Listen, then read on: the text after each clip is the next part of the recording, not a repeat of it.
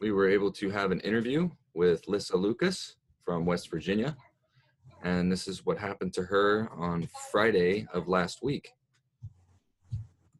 Thank you, Mr. Secretary. Lissa Lucas, followed by Scott Wyndham. It's Lissa Lucas. And first, I'd just like to say that no jobs will be created by this. If we could get a guarantee of jobs, that would be great.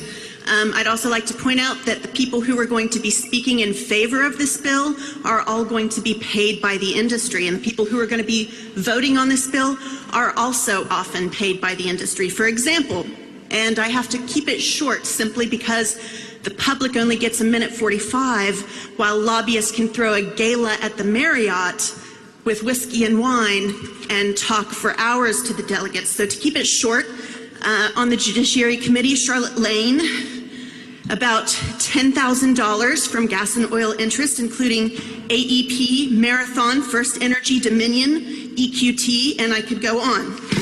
Next, let's talk about John Schott from Mercer. First Energy, $2,000, Appalachian Power, $2,000, Steptoe and Johnson, that's a gas and oil law firm, $2,000, Consol Energy, $1,000, EQT, $1,000, and I could go on. Now let's talk about Jason Harshbarger. Ms. Lucas, we ask no personal comments be made. If you want to talk about this is not personal comments. It is a personal comment, and I'm going to call you out of order if you're talking about individuals on the committee. So if you would just address the bill. If not, I'll ask you to please step down. Jason Harshbarger took $3,500, about 40% his money comes.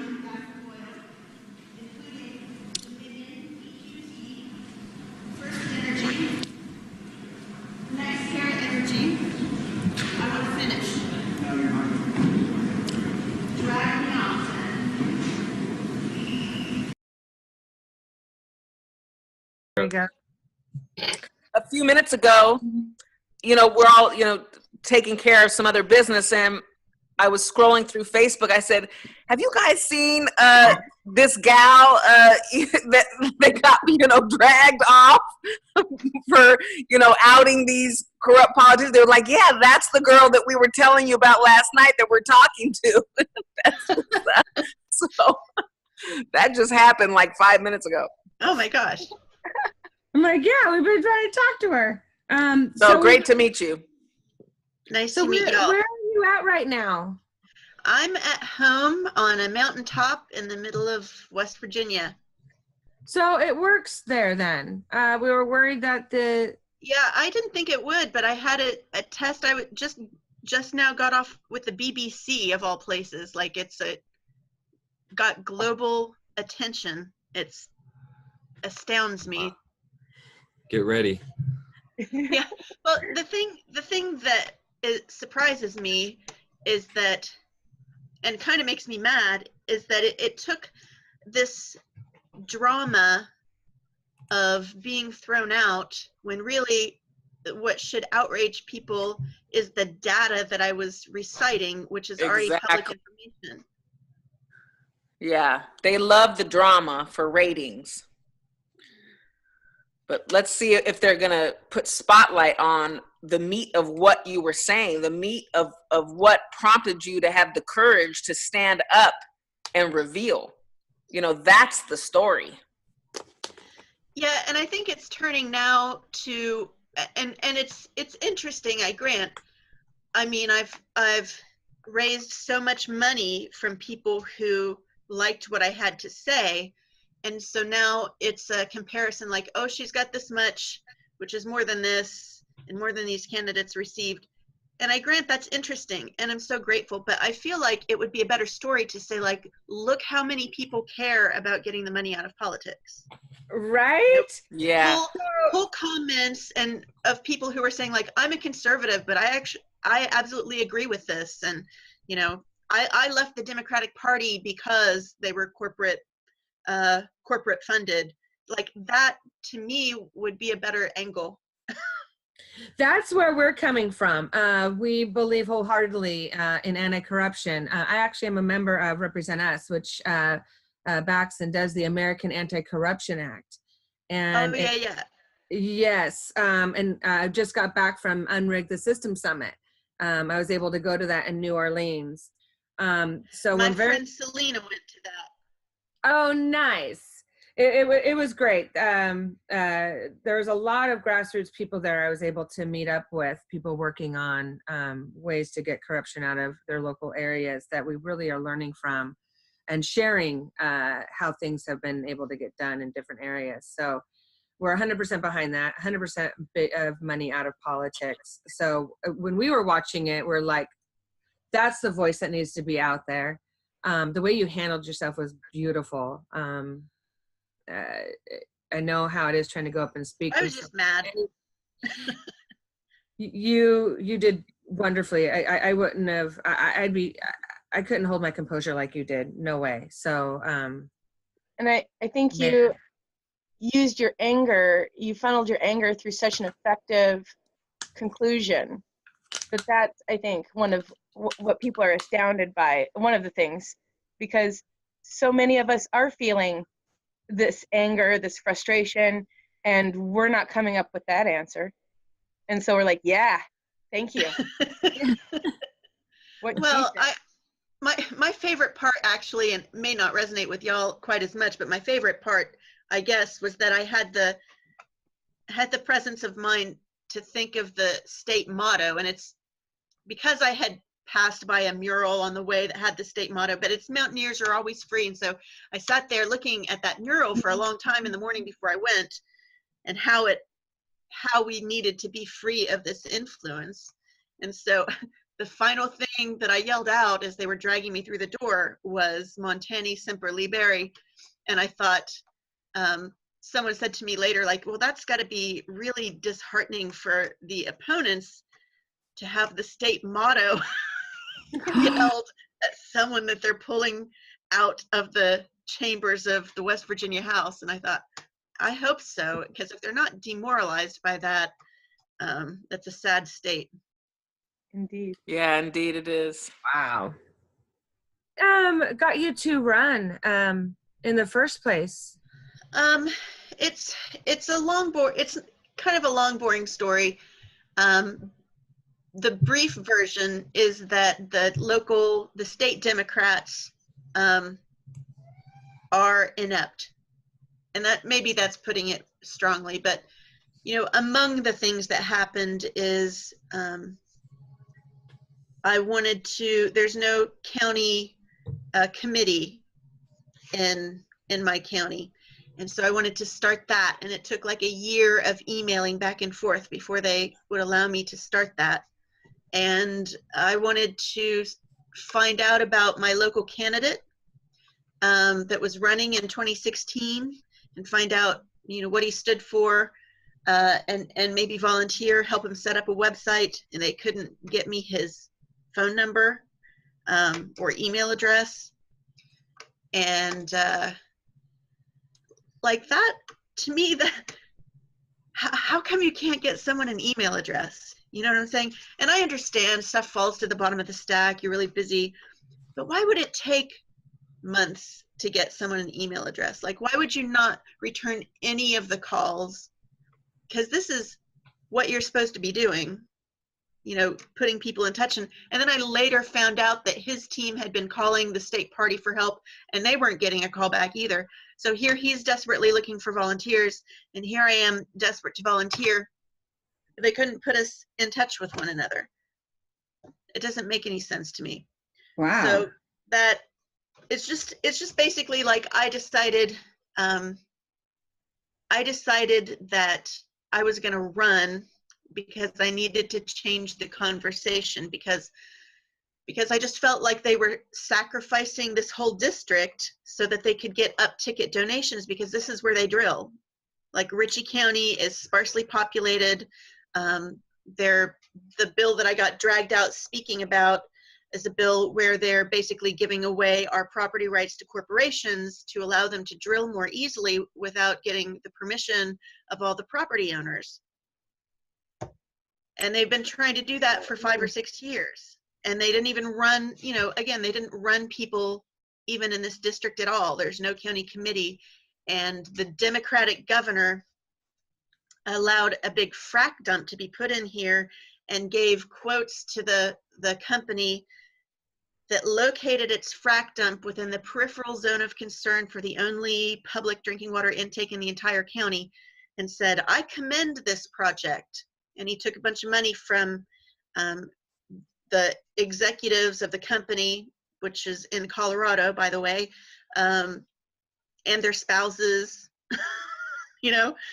So he just got a bunch of money for basically giving him a quote, is what it seems to be. And I was just like, I mean, that's the slogan is holler from the hollers. And I was like, you know, I don't know if I'm going to win here because it's very red, but, you know, I'm going to yell my fool head off and I'm going to change the conversation. Excellent. And you succeeded. Are you running as a Democrat? I am. And then, so I saw you on TYT, and I can't remember how to quote it, but it gave the sense that while you're running as a Democrat, you might have some conservative ideas as well, or leanings. I don't think so, really. I mean, I think that I am pretty good at focusing on issues where in this district appeal to both conservatives, like property rights is something Democrats want to stand up for and something Republicans want to stand up for. Both. That's something in both of our platforms, and both of us are getting screwed. So I think that's more it. And I know that environmental issues, people like to pose it as an environmental issue, and it is an environmental issue, but I think that a lot of conservatives, and I guess I know how to have these debates, because again, half my family was Republican, half my family was Democrat. A lot of conservatives want to maybe put it into terms of money, and so when a liberal person might say, like, you know, you're cutting down my trees. I love those trees. You know, those trees are 200 years old, and I don't want a frack pad there. That it doesn't register. But if you say, you know, that is going to damage my property values, I'm going to lose $20,000 because now I'm going to be exposed to the interstate where I wasn't before.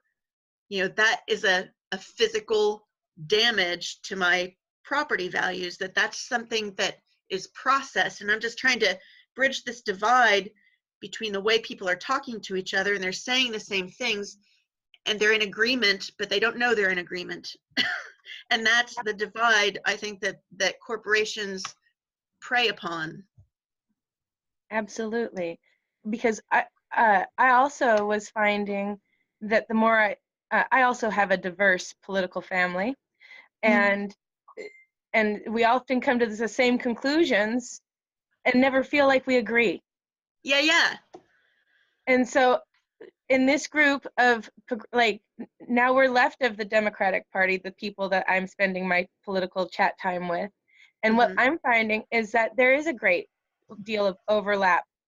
And it's when you're able to strip the party out of the discussion. Exactly. It's so much easier, because it turns out that a lot of people left of Democrats really enjoy gun rights. Yeah. Just as much as Republicans. So there is quite a blend. It's refreshing. So I just was going to jump in and just concur with that, Lissa. I'm running, and I'm running as an independent. I actually am a national delegate that ran for Senate in 2016 and was completely stonewalled by the Democrats, who took a 20-year veteran out of retirement to run against me, to make sure, I mean, they didn't care that a Tea Party Republican was going to keep the office as long as a Bernie-crat or progressive didn't get it. So that's this the time attitude that we have here in West Virginia too. Right. So, I mean, this time around, I just, I couldn't bring myself to run as a Democrat. I'm running as an independent, and I totally mirror everything you're saying. There's quite a few things that in particular that I want to drive home and bring together um, you know, the people under issue and get away from party politics, because I think that's part of the trick and the strategy. You know, obviously divided we fall, right? So Exactly. there's so many things that we do agree upon, and if we can just agree that we disagree, and likely will always disagree on some issues, we can put that to the side and be more powerful and more effective if we can just focus on what we do. In fact, agree on Medicare for all. You know, I actually believe in, the right to bear arms, you know, and I'm a, you know, what they would call a bold progressive, but I indeed believe that is a right that shouldn't be infringed upon. So there are conservatives that are looking to my campaign. So I think that's where the power is, and you're definitely on the right track. Yeah, and I think you are too, obviously. I hope that we can be there together next year. So, Lissa, you mentioned on the phone about standing up and doing what you were doing, you know, and other people. Our group is trying to represent people that want to do that. And Tambourine is one of our endorsed candidates that we're trying to elevate right now. Oh, that's cool. Do you have much support where you're at?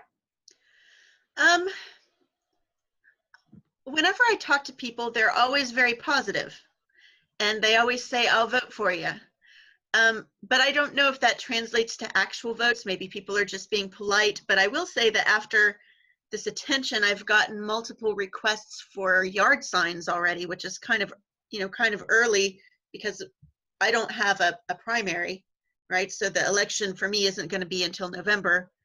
I think they would have primaried me if they knew anyone out here, but they've been ignoring us for a long time. So Who knows? Somebody might miraculously pop up out of the blue. When is your guys' final date to file? it's already over. So Oh, so they can't unless somebody comes in as trying to do like a write-in or something. Write-in, They'd yeah. allow Yeah. that. Yeah. well, they would, but that wouldn't be in a primary. So Right. Okay, that's cool. That's nice. So you Yeah. can kind of. That's really nice. We have to fight early out here. For a lot of our well, candidates. they have done that in other districts. I mean, I guess that's one problem with making sure that we don't have a county committee out here, is that they don't have anyone to say, like, hey, just put someone on the ballot, make sure that she doesn't win, you know. But they have done that in other counties. Right. Hi, Lisa. This is Supreet. If you don't mind me jumping in, can I ask you if you have connected with Paula Jean Swearingen? The reason why I say that is her ground game is pretty strong. She has a group of donors and supporters ready, and you both have the same goal. It might look good, actually, if you both work together. She helped to get your name out, and also if she could lead you some. I don't know if you need it. I'm sorry if I'm being presumptuous, but she could. Some of her campaign people who know how to get out the vote might be able to get you some information, much needed information on how to convert the interest into vote when the time comes. Yeah, Paula and I are friends. We had a town hall out here in Ritchie County together. 2 times I have taken her on tours to see the damage that's happened out here with the fracking, where people are having frack pads going around them, or their water endangered and stuff. I'm a big supporter of hers. We've done videos together, and Paula is very supportive of getting the money out of politics. She wants that a whole lot, and Manchin sure doesn't. Manchin has been quite silent on all of this. Yep. I have a blog post actually called Dear Dirty Joe, something like that, Dear Dirty Joe. And I basically am demanding to know whether or not he's going to get behind Paula Jean if she wins the primary. Well, I know the answer to that, and I'm so upset that I didn't know you before. If you were with Paula, it's absurd. You should have gotten Nacho attendance way before. Like, you're a fighter. I love that you're running. There's a group called Sandinistas. Are you a part of it on Facebook? That sounds familiar. I would have to check. I know I've seen that group before. Okay. We just put up a poll there, and I put you in that poll for donation. So let's see if something comes out of that. Oh, thank you. Good job, Sapri. Yeah, great job, Sapri. I didn't know that you were talking to Lisa. I was just putting her name in for the poll. See, our minds are meld without us even trying. It's crazy. Yeah, we're very fortunate here in Washington with the people that we have surrounding us. So you went to testify regarding that bill, and you knew that you're going to go in and start naming how much money each of them are getting from different corporations. How'd you go? I mean, how'd you do that? How'd you just like get the gumption to go up there and just lay it all out there? I honestly, I don't feel like it took a whole lot of gumption. I've been mad about this for so long, and finally there's a hearing on it, and I was going to be there for sure. That I was going to be at the hearing, and I have been in touch with a group of West Virginia mineral owners that are also opposed to the bill, and talking to them, I kind of knew what they were going to talk about. They were going to talk about certain parts of the bill and the property rights issues, and no one had said they were going to talk about money, and that's one of my big things. And I thought, well, I'll do the research, because that's kind of what I do. If you look at my blog post, I always have links when I state something. I usually have a link to the data supporting that, and so that's the only thing I thought. Like, I had no idea I would be dragged out. Yep. I thought they might be mad because Selena Vickers, she's the one who went to the New Orleans unrig the system. She went to a public hearing last year and had a point of order called on her for talking about campaign donations. But she had been, by the time they called that, she was done with her time and done with her comment. So she just stopped, and nothing else came of that. But they called the point of order on me earlier, and I didn't want to give up my time. So the first thing I thought when he interrupted me was, oh shit, there goes 10 seconds. Yes, reclaiming my time. We all have to get good at saying that. It was a minute and 45 seconds that they gave me, and we thought it was going to be 2 minutes, and I'm long-winded, so I had put stuff together, and then I checked the word count, and I'm like, oh, that's too long, so I cut stuff out and checked the word count. It's too long, cut stuff out. So I got there, and I was like, I may run a little over, and I may not be able to get through this, and that's going to be a bummer. And then they said 1:45, and I was just furious. So that's why I veered way off what I was going to say anyway, because after all that, they had the lobbyist gala, and then they cut 15 seconds off of us. So that's kind of why I veered. So I thought you started out in the most perfect way, because even though you didn't get through all of your details of each person, you started with, it's ridiculous that we get 1:45. You called that to issue boldly, and then you went on to start your money count. And even though you didn't get to go through each and every one, the point was made. Like, and I can go. Yeah, it was. So, Yep.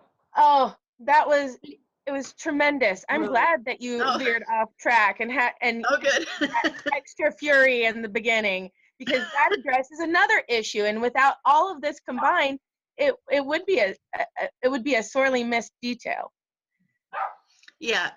Yep. Yeah. I mean, well, they originally were going to have the hearing on Wednesday, and I think they were afraid that we were going to show up to that gala that they had, because there were a bunch of us talking about going and like taking cameras and taking pictures of the legislators, drinking with the lobbyists. And so I think that may be why they kind of pushed it off. And I also think they were just jerking us around, maybe hoping people would show up on Wednesday anyway, and then you can't take 2 days off in the same week. Because I'm one of those people, I work hourly, and if I take time off, I don't get paid. I don't have vacation. I don't have sick days. And there are a lot of people like that here. So I think they just like to jerk you around. They have these at 8:30 in the morning in Charleston because they're hoping people can't show up. Yep. Yep.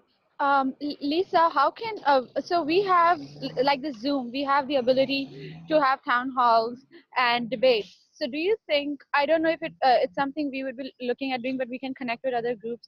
Do you think it would be useful to your campaign to have a town hall with all the candidates that are running for your race, a virtual one, so that everybody can join in without going anywhere?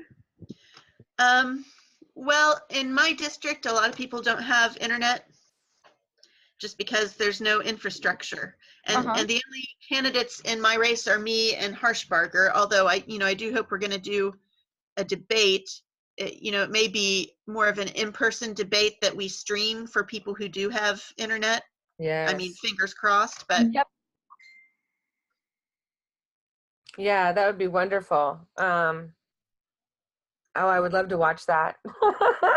I don't know that I he'll want do to it. see you in a debate. I just want to see you in a debate. Yeah, where they can't pull you off. Right. That would be nice. And the thing is, I was going to end at 1:45. Like, I was going to comply with the rules. He just could have been wearing pink bunny ears and reciting the names himself on the floor of the house, and it wouldn't have brought as much attention to it as he did by having me dragged off. Yep. Oh, exactly. They did it to themselves.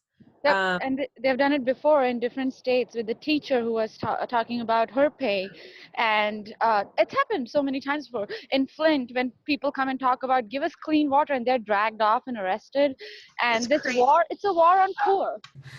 I wanted to know what the bill was that you were there to talk about in the first place. It's House Bill 4268, and it's a bill that would allow gas and oil companies to drill on your property without the consent of all the owners. That's astounding. That's happening everywhere too. Exactly. In Washington, they're trying to give full access to our military to decide on what can be done with our land. Yeah. But it's happening everywhere, whether it's private companies taking over or military. They're stripping away property from all of us citizens. It's Well, horrible.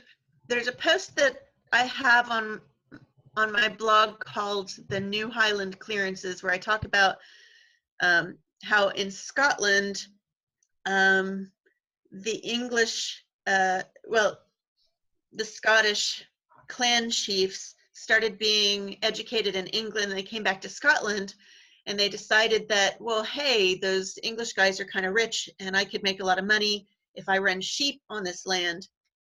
Unfortunately, there were families living there, but the English system of law that they wanted to use is different than the Scottish system of law that allowed the people to live there. So basically, they just beat them to their houses, burned their houses down, clapped them in irons, and shipped them off. And they made their money. And they're terrible, horrific stories. And I feel like this is kind of a modern version of that, where the idea, they say basically, get the fuck out. If you don't like it, get the fuck out. There was a blog, or not a blog post, a Facebook post that I shared maybe yesterday. It could have been yesterday or this morning, where in Minden, and this is a town in West Virginia that is ridden with cancer. It has a cancer rate that's sky high, and the residents are begging to be relocated because they've been contaminated with PCBs from mining industry. And a 12-year-old boy was told by the mayor, like, you don't have to live here, move away. A 12-year-old boy. That's astounding. It is crazy. But that's the attitude. I think we just need to stop fighting Republicans against Democrats and say, like, well, we agree here. Let's, you're not going to tell a 12-year-old boy that because he doesn't want to get cancer, like so many others in the community, that he should just move the hell away. on his, on his own dime. Like, they want to move, but they have to be relocated, because the problem is no one's going to buy a house there. How can Right. they sell their house and move anywhere? It's contaminated. No one wants to be there.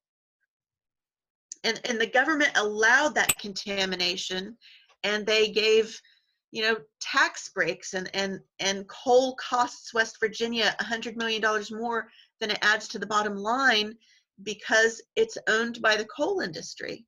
And, we need fossil fuels for the moment because we just don't have enough renewables, but we need to make sure that we bring jobs to these areas. If we brought jobs to coal mining areas and jobs to fracking areas and sustainable, renewable energy, like, that transition would happen like that. But the problem is the industry interests who own the government, those fat cat coal barons like Bob Murray and Don Blankenship, they want to squeeze out as many more hundreds of thousands or millions or whatever they're getting as they can.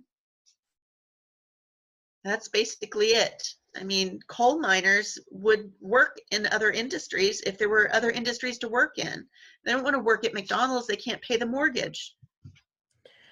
Well, right. Oh, is there any way that can they do like a class action lawsuit to help garner money to move away? I don't know about. I mean, because I was thinking, you can't really entice many companies to move there if everything's contaminated. So people Well, would yeah, have because to if you're going to move your family here, why would you want to move to a place where your Right. kids might get cancer? I mean, but they say, like, oh, we need to give more tax breaks. Like, that's why businesses don't come. So no, that businesses don't come because it's contaminated, it's dirty, the schools are not funded. There's nothing, there's no way for kids to stay. When they get educated, if you graduate with $70,000 in debt, how are you going to pay for that working at the local Hardee's? Yeah. So in your race, do you know how many votes are generally cast in, races for the position you're going for? Sort of.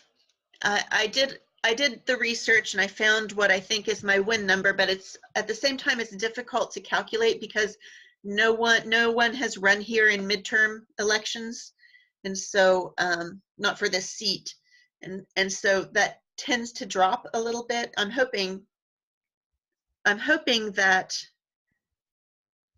I don't know.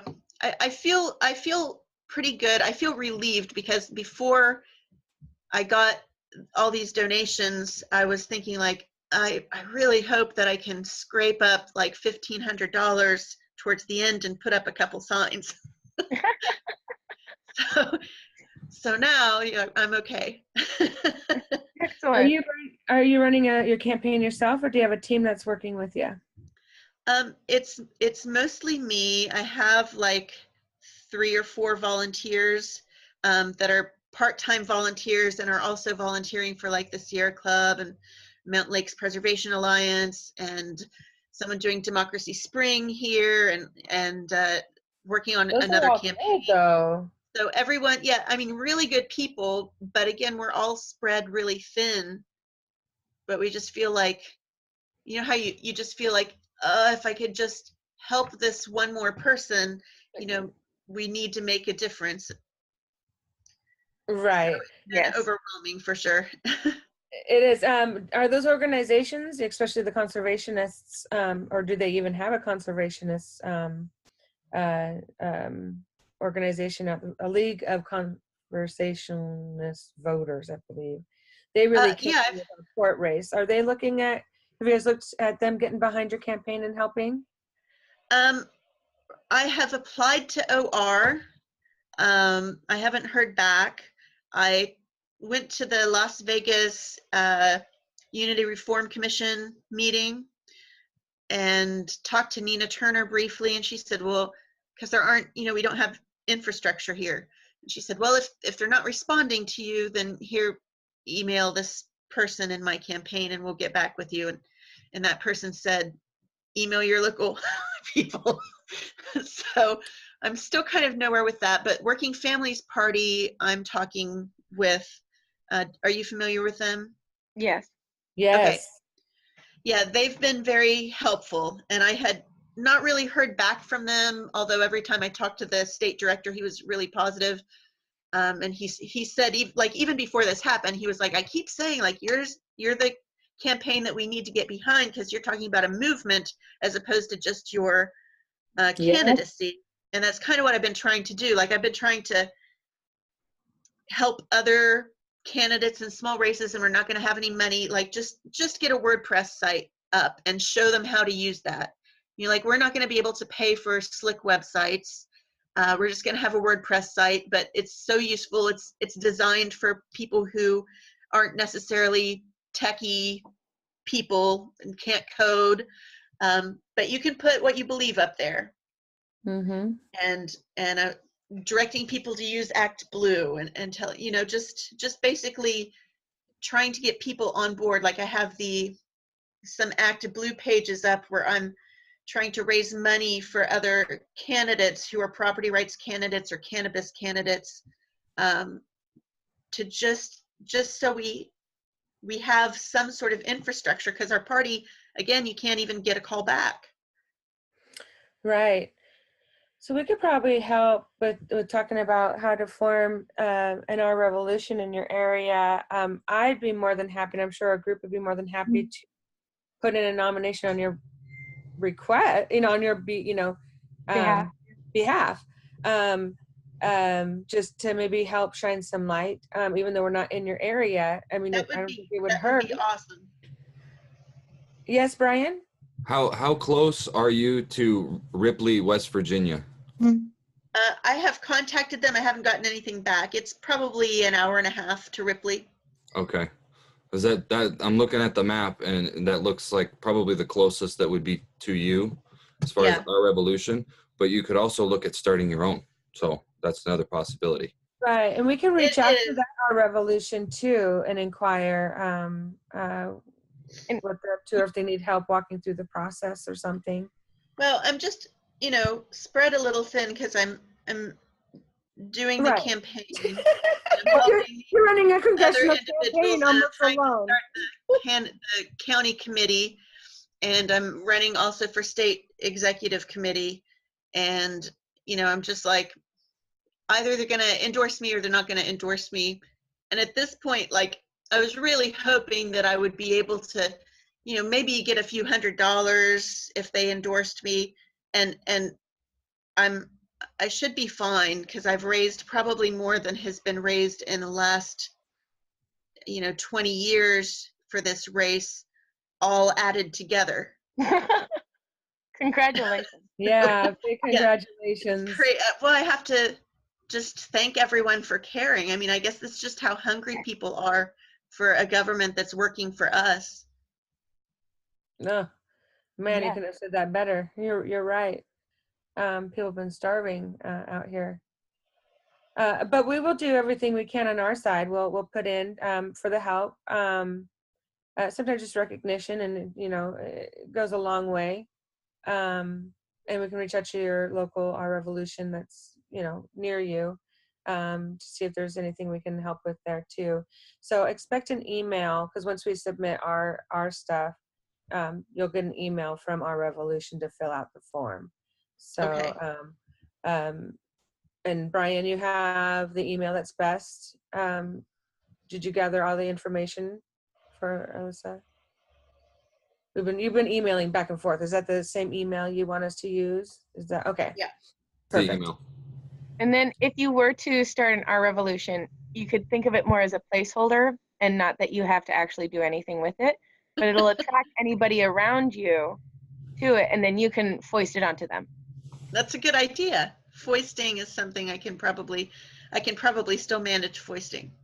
Fantastic. Yeah, and Our Revolution really is, because we waited to join up until recently, because we wanted to make sure it was going in the direction that we are. And with Nina at the helm, the way that things are being run, more and more people are back open to joining, and it's a nice umbrella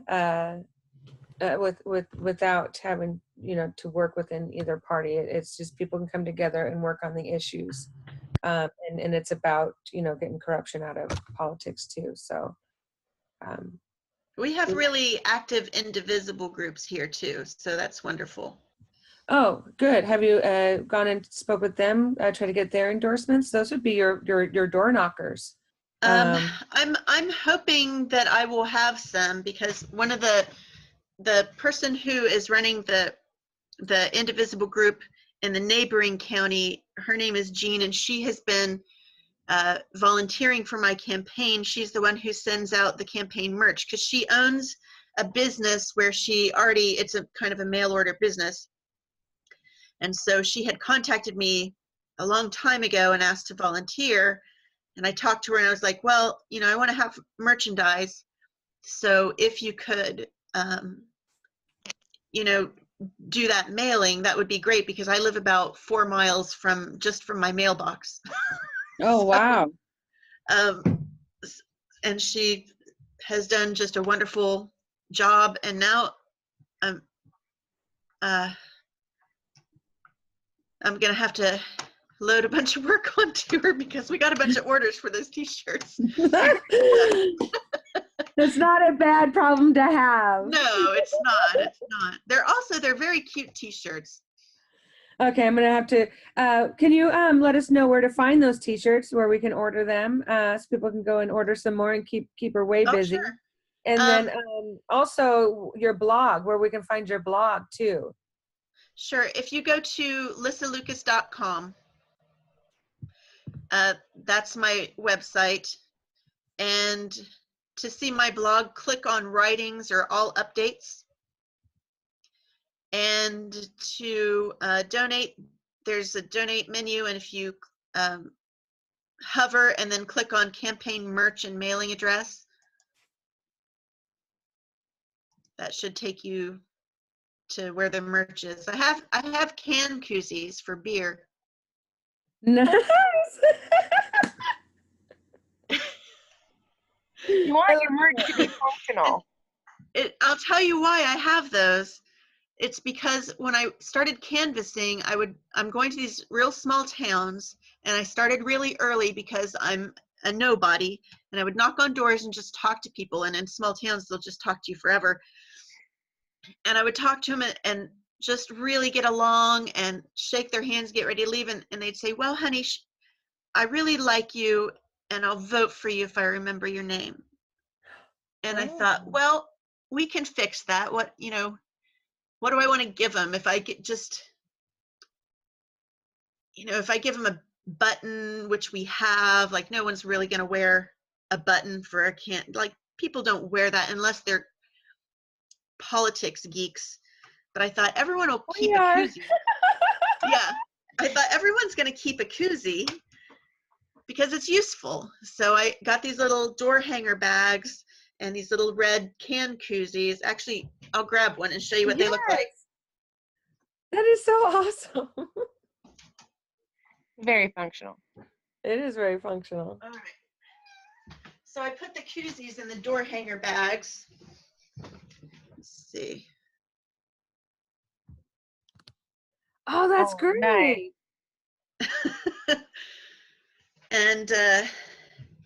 And so I've just been handing that out with campaign literature and a little card and little buttons.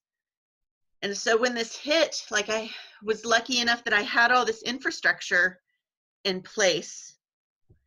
So, I mean, that was good that I started early, because if I hadn't had it like an Act Blue page up, people wouldn't have had a way to donate. There aren't that many people who will mail a check. It's a lot easier to just click a button. Mm-hmm. That's very true. Good job being on it. She's like, I mean business. Yeah. And then I'm looking at your website, and there's a lovely red bird with a star on it. Can you tell us about that? Well, the cardinal is the West Virginia state bird, and birds to me are messengers. And the star represents hope. And so I just thought, I came up with the campaign slogan and a messenger and hope. And, I'm a communicator myself. And I was like, I'm going to change the conversation. It all just seemed to be thematically the right way to go. That's beautiful. We're a fan of the bird symbolism because Bernie had that little bird land on That us. too. Yeah, And that too.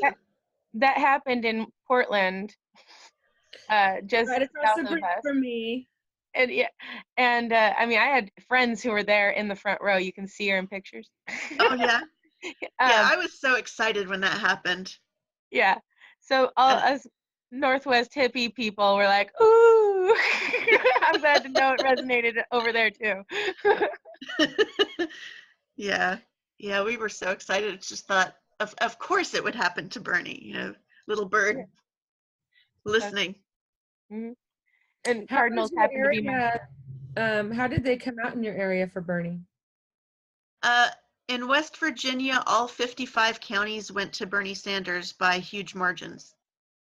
My Oh, county was among the strongest. Um, but we have Manchin, and so they had the super delegates.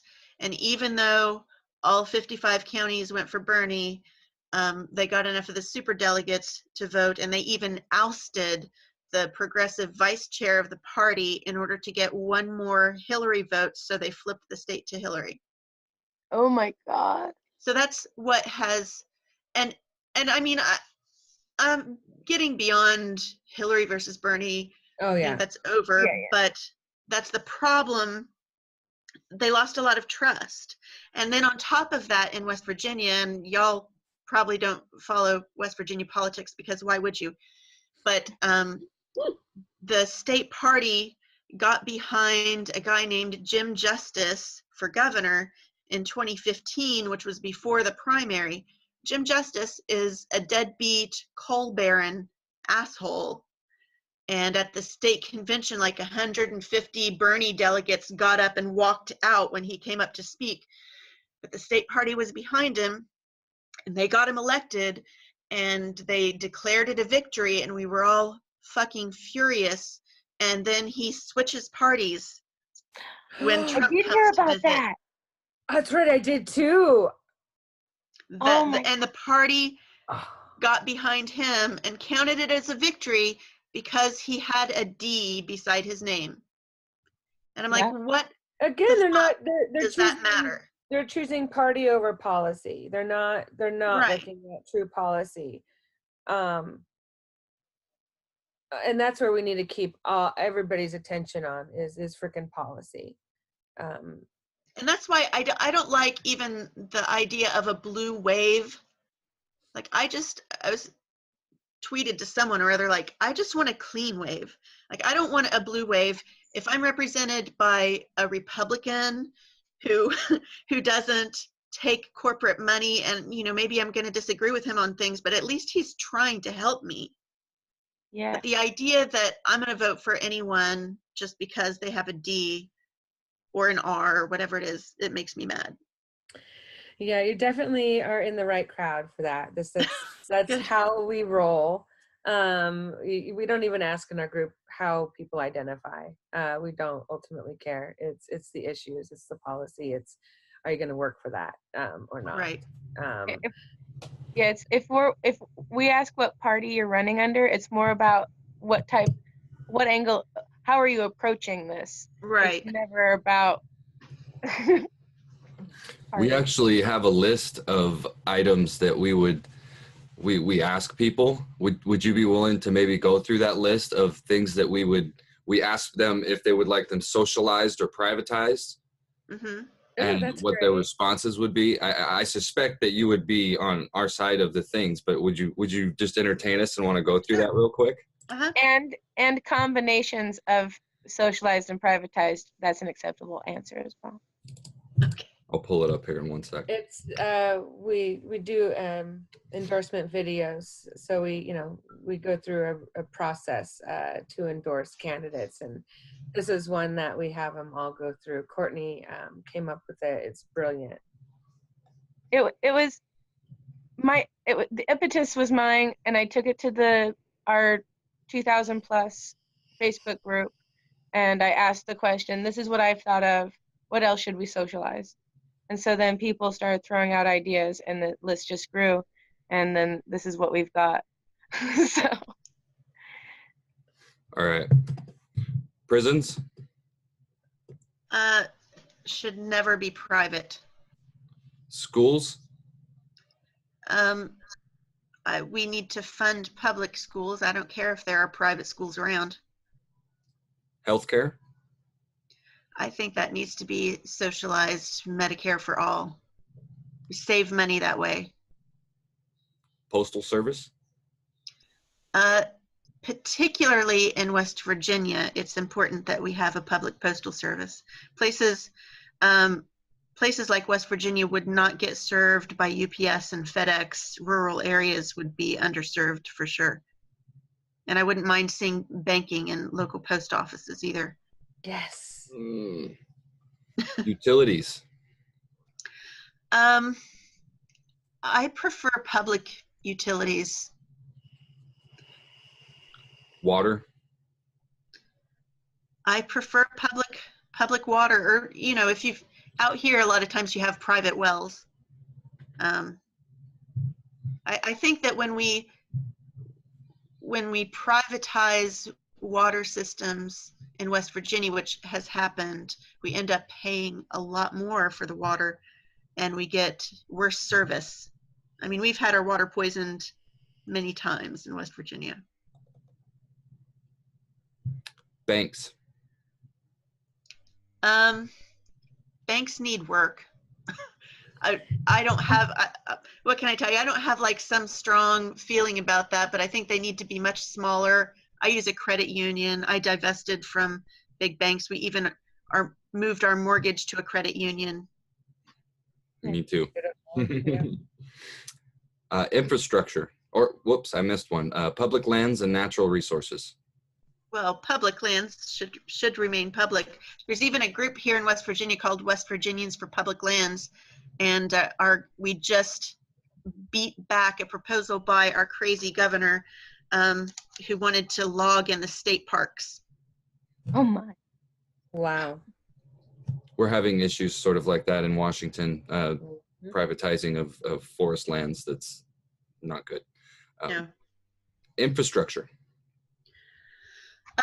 Generally, it's cheaper for the government to do things like roads. I mean, I would want to look and see what the actual numbers are, but there have been a lot of studies, and it just tends to be cheaper for the government to do roads than it is to have them done privately. Internet cell service. I think that should be free public internet for everyone. Social security. Well, we've paid into it. We need to fund it, and it needs to be higher. And I think that we need to make sure that we can exempt as much Social Security income as we can from taxes. Military and its associated industrial complex. That does not need to be private. Foster care. I don't know. Is there such a thing as public foster care? I like the idea of families being able to take in kids. I mean, I guess I don't see that as a public-private kind of thing, but I don't, I guess I would want to look at it. I think we're looking at who's running the system. Do you want a private company running the foster care system? Oh. I think it should be a government run. Yeah, I don't want to see, in general, I don't want to see things where we're trying to make sure people don't die turned into a money-making scheme. That's just in general. Wonderful rule of thumb. Yeah, it seems obvious, but I would be open if there are numbers that show that we can save money and provide better services. I would be open to looking at that, but I just in general think that the government is better at some things just because a lot of times we cut out the middleman. I mean, that's the whole thing with the insurance industry. Like, we end up paying the insurance industry, and they act as a go-between, and it's just, we have all these administrative costs that we could eliminate if we went to Medicare for all. Totally agree. Mass transit, such as railways, ferries, buses, and airways. I don't mind seeing private companies do that, but I think we need to put a lot of protections in place. But that being said, like, we don't have mass transit out where I am. we hardly have private transit out where I am. Maybe I don't live on a maintained road. You know what I'm saying? What's that? Maybe a good reason to get the government into funding that sort of thing. Yeah. Libraries. Public libraries are wonderful. Childcare. I would like to see some system where there could be daycare for working parents, and I don't mind if it's through an employer or if it's through some sort of vouchers. Like, I don't know what the system would be, but we need to improve it. Space exploration. Well, I don't know. I was pretty impressed with SpaceX, and that's kind of private. And I feel like, obviously, I think NASA is not getting the funding it needs to get, which is unfortunate. But, you know, I'm happy with a combination of public and private there. Scientific funding. And same with that. I think private scientific funding is wonderful, and I think we need to also, as a government, determine certain priorities and work on those as well. Because private funding tends to go where either someone has a passion, which is wonderful, or where someone sees an opportunity to make money at the expense of someone else, which maybe isn't quite so wonderful. Elections. Publicly funded elections, for sure. First responders. Well, I think those are almost always public, aren't they? That's the point. You want to keep police and firefighters. Would you want to privatize them? Would be the would I want to privatize? No. I don't want the fire company deciding, like, it's too far for us to drive out to her house to put it out. I think that's not very. A bad idea. Can't make much profit in putting that fire out. We're gonna let that one burn. I know. Yeah, I wouldn't want that either. Or we'll put it out, but here's your bill. Right. Oh man, that would be brutal. That's almost as bad as an ambulance ride and getting a bill for that too. So, social services. Meaning probably like food stamps. Well, I can't even envision a private company that would provide free social services. I think we need to improve, and I don't think there needs to be drug testing. I'll tell you that. It's so expensive to do that. They spend so much money trying to drive people off social services. It would be less expensive to let the occasional drug user have some food for his kids. Yeah. Veterans Administration. I think that's definitely a public funding. And community housing. Meaning?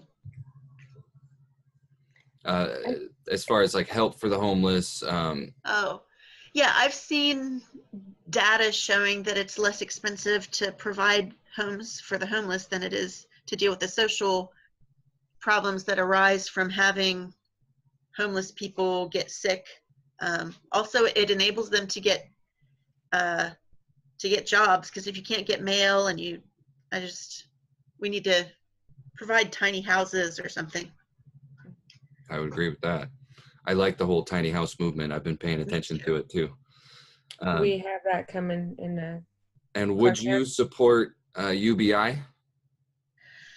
I have mixed feelings on that. My husband is a big proponent. I want to see how it would work. I mean, I love the idea, and I know there are pilot programs. There's one somewhere in California, and I don't remember where, Netherlands maybe, doing a pilot program. I'm really interested in how that will work.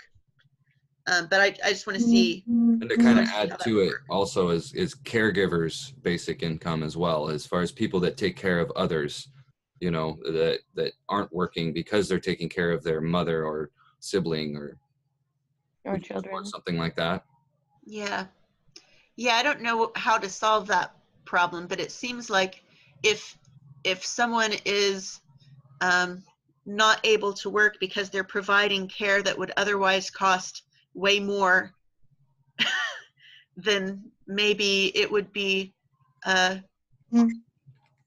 smarter to simply provide some sort of income rather than have someone have to be cared for by someone who doesn't love them as much and isn't as sensitive to their needs. And then with that idea, I'd like to apply that it would then give credit to their Social Security at the end, because when you're raising your small children or caring for your elderly family member, you're not contributing to your Social Security fund. So that's true too. Yeah. And that's the end of the list. Thank you. That was great. Oh, good. I love that list. I have so much fun. It really helps us get to know a person. So thank you. Well, thank you, Lissa. So we are going to look at scheduling you to come on to Uphill Media. We have a really big audience, Uphill Media does, of over 14,000. So we want to be able to get you out with where we can and do support. So I think Brian's going to get that all set up between you and John and all of that good stuff. And then once we know the time, we'll make sure that we do the show justice for you. But we will also, like I said, we'll put in and help where we can with our revolution. And we're looking at other groups in your area that we might be able to tap into to see if we can't garner some help. I don't know if you have any local Bernie Kratz groups out there, but I'm gonna look at that because we're a part of them too. So we're going to reach out where we can and see if we can't garner some more help your way. Awesome. Thank you for doing what you're doing. Oh, well, thank you guys for doing what you're doing. I mean, we just need to make a change. And to me, the most important thing is getting the money out. Then we can negotiate, you know, with people who really care about making things better. Exactly. Real quick before you take off, give out all your information and where people can find you. So that way, in case we do get some people to look at this, we'll be able to direct them to you. LissaLucas.com, LissaLucas.com, or hollerfromthehollers.com. It takes you to the same place. Are you on Twitter or Facebook at all? I am, but you can find those links there right at the bottom of the website. If you scroll down, you should find the social media icons. Great. And then, do you have any Buff Orpingtons? I don't right now. I actually lost my chickens last spring to a catastrophic automatic chicken door opener failure. Oh. So, and then with the campaign, I just haven't, because with baby chicks, they need a little extra care and you need 6 weeks of that. And so I just haven't done it. I want to wait until things are more stable. It seems like things just keep getting busier. Yes. Yes. Well, I hope they continue to be busy because you have to keep, flying out to DC for your, new job. So I'm hoping that you're. Well, I'm just running for state house, so. Oh, that's right. I'm sorry. We have big dreams for you. What can we say? We have big dreams. Yes. I already have you in Congress in my mind. Oh, okay. It was right there. I'm like, oh yeah, she's gonna go in front. So Oh my gosh, actually spending that much time in DC sounds awful. On that note, we're working on a solution for that. We know people working on Article the First, and it's a lawsuit, Laverne versus the U.S. House of Representatives, and it has to do with a nearly forgotten, nearly lost document that would increase our representation at least eightfold. And then one of our candidates discusses how he wants to improve the interface between government and the users, the voters. And he also proposes that we shouldn't be spending so much time in DC. We should be in our districts, and that with the modern technology, there's no reason we can't have secured voting without having to go to DC. So there's some people looking at that kind of stuff too, increasing That's cool. representation and then increasing your time spent at home. So That's cool. Yeah. That would be nice. yeah, it would.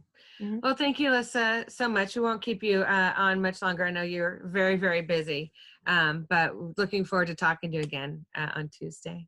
It was very nice meeting all of you. Nice meeting you too. Thank you so much. Thank you. Bye-bye. Bye.